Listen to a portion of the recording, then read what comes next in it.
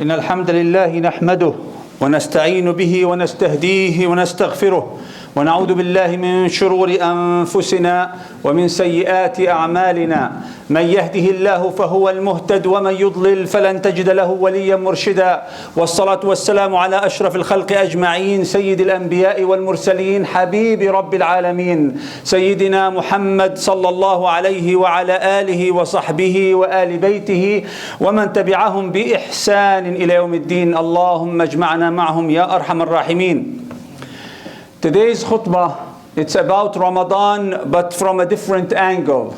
We always have to remind ourselves and each other about the benefit of those great seasons, those holidays, those special moments that Allah Azza wa Jal has descended upon us. قال الله تعالى يا أيها الذين آمنوا يا أيها الذين آمنوا كتب عليكم الصيام كما كتب على الذين من قبلكم لعلكم تتقون.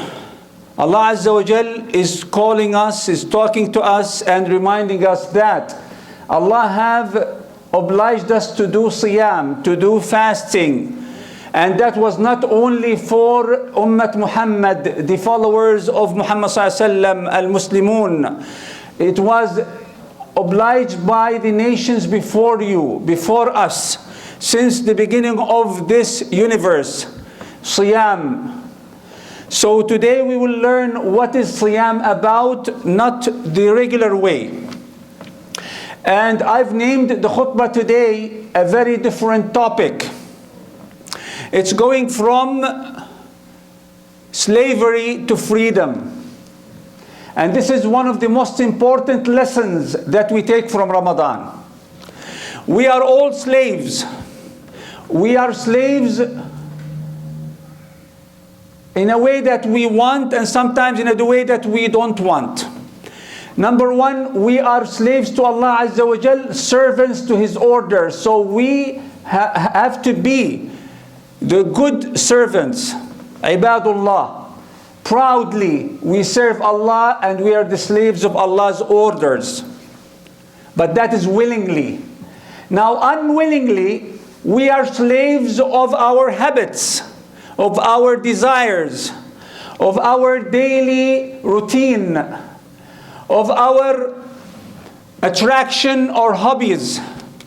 This is the slavery where Ramadan will free you from, and only if you've worked on your niyyah, your intention, your connection with Allah Azza wa Jal. So number one, before getting into Ramadan, you have to fix your intention. You have to fix your niyyah. You have to close your eyes and stay a moment with yourself and saying, this Ramadan, I'm going to be free from the slavery that I chose willingly.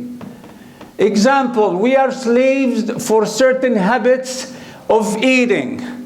And we all know that food is the number one desire over every other desire, the number one need. Food, then shelter, then marrying, then people can spend millions of dollars if they are striving to death for a meal, food. But they're not going to spend millions of dollars for getting married, if you know, or millions of dollars to gain education, you know. But for food, subhanallah. So the best training time for us to control our desires and move from the slavery of habits to the freedom of choice, where you choose and you're free. I'm free, I can eat or not eat anytime. Ramadan is the month where you can learn that. I am free that I will not fall in the trap of shaitan by delaying salah. Ramadan teaches you to do salah on time. Many people, subhanallah, they do not practice salah 5 times a day regularly. But in Ramadan, subhanallah, where shayateen and jinn are chained and the waswas al-khannas has no power over you, so Allah gave you that support and puts you in the freedom of choice and no slavery anymore to any habit. We are in Ramadan, we don't tend to go out a lot and go watch movies or restaurants. In Ramadan, Shahrul Ibadah, we feel so spiritual. And that spirituality gives you the real freedom. 3 things we want to tackle so fast in the last 5 minutes of the khutbah. Fasting is not only stop of eating and drinking. Fasting, you have to leave and stop doing every haram that you do before Ramadan.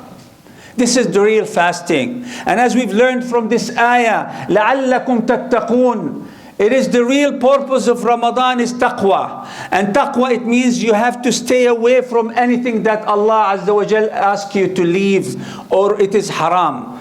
And one of the Sahaba said, the taqwa is as if you're walking barefooted on a field of broken glass or spines or those ashwak.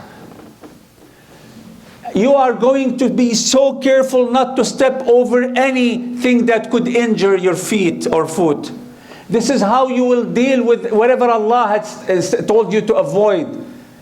And Ramadan helps you to do that. So number 1, fast not only from food and drinking, but also from the haram or the, according to some people, the makruh, the little haram. It doesn't matter how small or big is that haram. What matters is it is done against who? The Almighty Allah Azza wa Jal.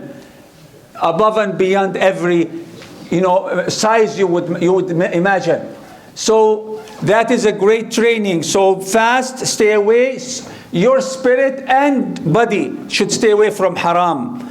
And the second point is, it's the chance to get closer to Allah with the best of ibadat.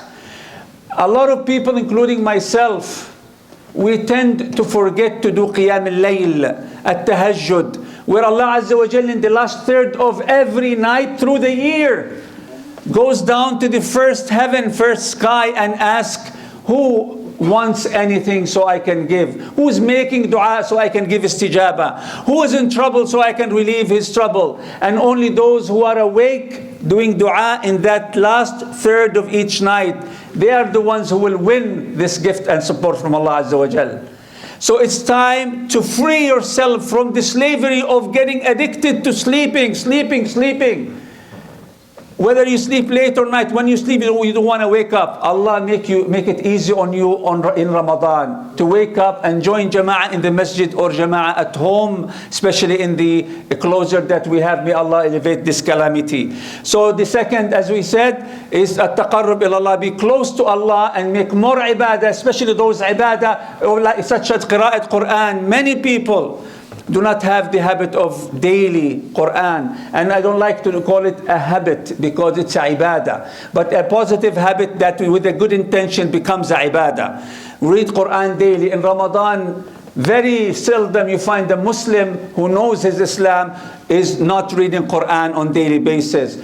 This is the freedom from the slavery of staying away from the Quran. You are a slave of everything else. WhatsApp group, Facebook, TikTok, Instagram, name it.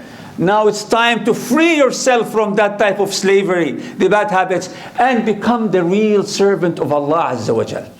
Read Quran daily, at least 1 juz'ah. And the third thing is Ramadan shahru at-taghyir, the month of change. The month of migration from bad to good. Subhanallah, ulama, the scholars, Muslims and non-Muslims alike, those who have studied the habit of change and the social being of people, they said it requires 30 days to acquire a new habit and leave a bad one. A real change, subhanallah. So when you become so strong in Ramadan by changing your food habit, your sleeping habit, your Quran reading habit, your sadaqah habit.